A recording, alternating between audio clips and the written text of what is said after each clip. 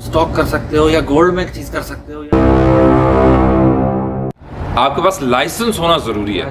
Globally more than $2 billion की industry है resale की। अस्सलाम वालेकुम गाइस, तो आज हम बात कर रहे हैं बिजनेस आइडियाज़ पे कि आप अपनी जॉब के साथ साथ वो कौन सी चीज़ें कर सकते हैं जिससे आप अपनी साइड इनकम जनरेट कर सकते हैं। हाँ भाई सूटी, क्या लगता है तुझे यार, क्या कर सकता है बंदा जॉब के साथ साथ पैसा कमाने के लिए? यार बहुत आजकल के दौर में तो बहुत ज़रूरी चीज़ हो गई है भाई है कि आपकी डिपेंडेंस और एक इनकम पे नहीं होनी चाहिए। तो मेरे हिसाब से बहुत सारी चीज़ें, जैसे आप स्टॉक कर सकते हो या गोल्ड में चीज़ कर सकते हो, या आप जो है अपनी स्किल्स सेल कर सकते हो ऑनलाइन। आजकल ये बड़ा ट्रेंड चल रहा है, खासतौर पर पेंडेमिक के बाद, लॉकडाउन के बाद बहुत ट्रेंड चल रही है। आप इस तरह की चीज़ कर सकते हो कि आप ऑनलाइन अपनी स्किल बेच रहे हो और ये सब चीज़ें कर रहे हो। अपवर्क हो गया, फाइवर हो गया, इस तरह की चीज़ आप कर सकते हो। मेरे जहन में फ़िलहाल तो ये आ रहा है कि ये चीज़ बड़ी ज़बरदस्त आजकल चल रही है, ऑनलाइन स्किल सेलिंग की और इस तरह चीज़ें। ऑनलाइन स्किल्स किसको, कौन बंदा करना, किस बंदे को करनी चाहिए? क्योंकि काफ़ी लोग होते हैं, हर किसी का एक अलग सिनेरियो होता है। किसी के पास टाइम होता है, किसी के पास टाइम नहीं होता है। तो मेरा ख्याल है ये उस चीज़ के ऊपर पर्टिकुलरली तुम बात कर रहे हो जिनके पास टाइम होना चाहिए।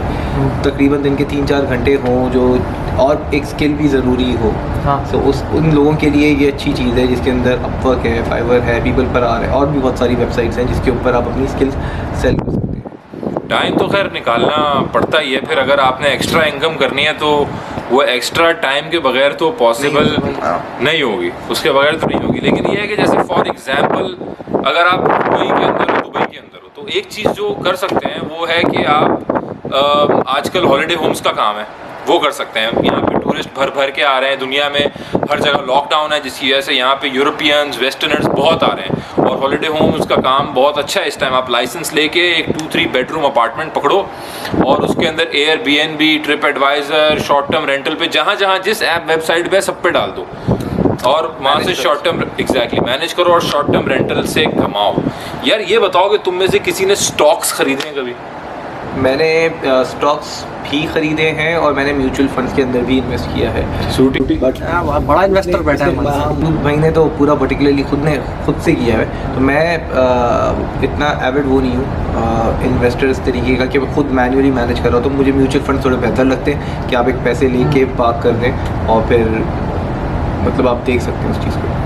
बट उसके लिए थोड़ी रिसर्च करनी चाहिए, बट मशहूर इस पर ज़्यादा बेहतर बता सकता है। हाँ, मैं तो 2010 से कर रहा हूँ तकरीबन, स्टॉक्स का कर रहा हूँ। म्यूचुअल फंड भी मैंने किया है, ज़्यादा नहीं किया, क्योंकि म्यूचुअल फंड ऑब्वियसली जैसे इसने बोला कि उन लोगों के लिए है जो खुद टाइम इन्वेस्ट नहीं कर सकते, मैनेज नहीं कर सकते, वो म्यूचुअल फंड ले सकते हैं, क्योंकि उसमें इनकम टैक्स का भी बेनिफिट है। सही है, इनकम टैक्स की छूट मिलती है पाकिस्तान में म्यूचुअल फंड में जो लोग इन्वेस्ट करते हैं। पता नहीं अभी लॉ है या नहीं, पहले था मेरा ख्याल है। हाँ, लेटली तक तो था, 1-2 साल पहले तक था। हाँ, तो ये सीन था उसमें। बाकी स्टॉक्स वगैरह मैं करता हूँ, अभी भी करता हूँ, बहुत ज़्यादा मैं, मतलब मेरा डे ट्रेडिंग या रोज़ बैठ के ट्रेडिंग करने वाला सीन नहीं है।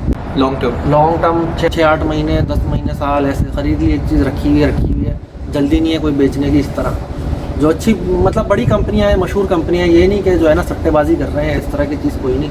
जो मशहूर कंपनियां स्टॉक मार्केट में है, बड़ी एंग्रो हो गया, लकी सीमेंट हो गया, इस तरह की जो कंपनियां बस लेके रखी हुई हैं, तो इस तरह का सीन मैंने कर रहा हूँ अभी। लेकिन यहाँ पे यूएई के अंदर से स्टॉक्स, ये जो ऐप्स हैं, ईटोरो हो गया और इस तरह की जो ऐप्स हैं, इसके थ्रू खरीदने का क्या सीन है? यार इटोरो वगैरह बहुत दुनिया में फेमस हो गया है, सही है, लेकिन सीन ये कि पढ़ता उसकी TNCs कोई भी नहीं है, ठीक है। उसमें बहुत टर्म्स एंड कंडीशन है, खासतौर पे लेवरेज पे काम हो रहा होता है यूजुअली उस पर।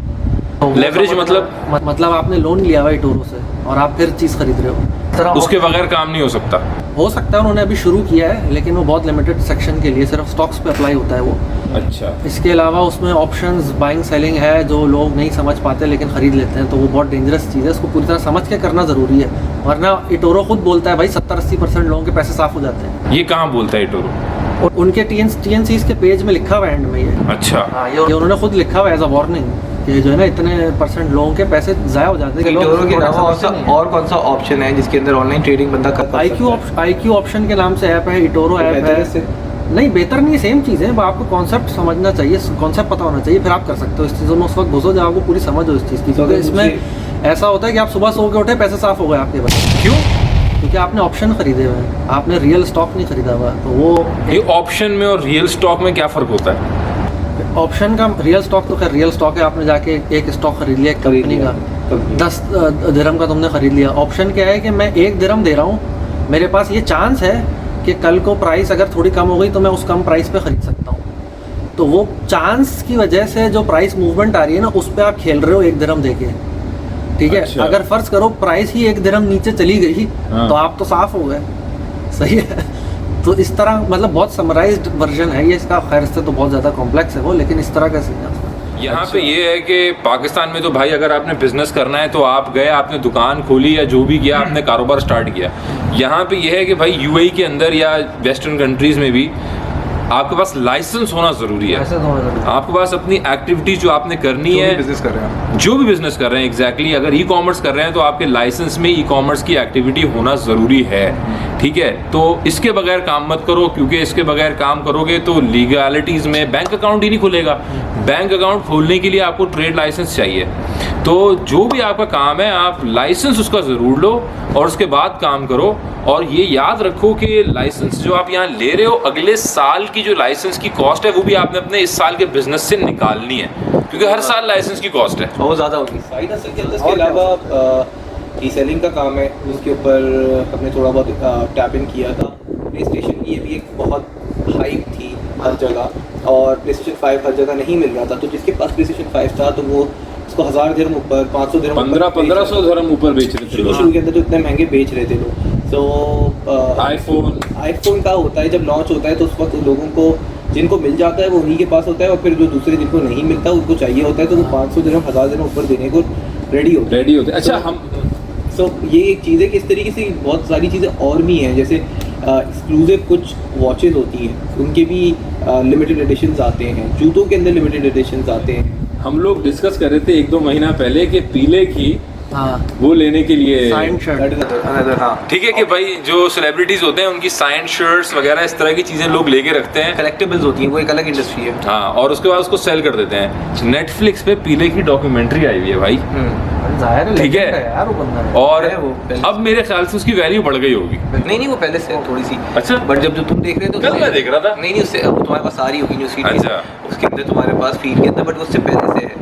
तो यही चीज़ होती है कि कलेक्टिबल के अंदर एक अलग पूरी इंडस्ट्री, जिसके ऊपर थोड़ा सा मशहूर ज़्यादा बेहतर बता सकता है कि वेबसाइट से वहाँ पे आप बाय करते हैं, पर आपको पता होना चाहिए कि जूते दिखा आपने, मशहूर चीज़ें बाय करते हैं। जूते दिखा, ये भाई जॉर्डन नाइक जॉर्डन की जूते में भाई ने भाई कलेक्टिबल है ना, ठीक है। तो क्यों नहीं खरीदा यार हमने पीले की वो साइन शर्ट, क्यों नहीं खरीदी सूटी?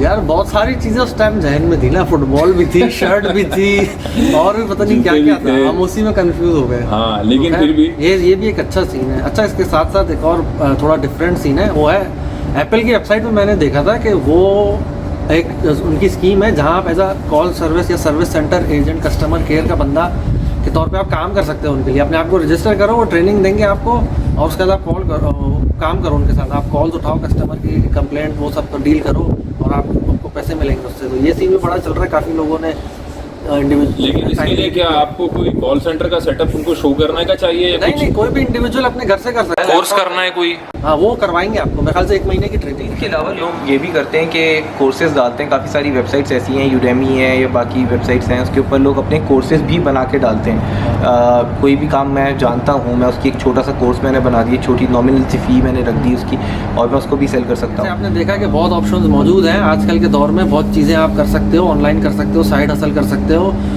तो भाई आप हमें अभी बताओ कमेंट सेक्शन में कि आपने कुछ ट्राई किया नया लॉकडाउन के अंदर, या वैसे ही लाइफ में क्या साइड हसल ट्राई किया आपने, कैसा रहा, कैसा गया, सब हमें भी बताओ। और take care, see you all, bye.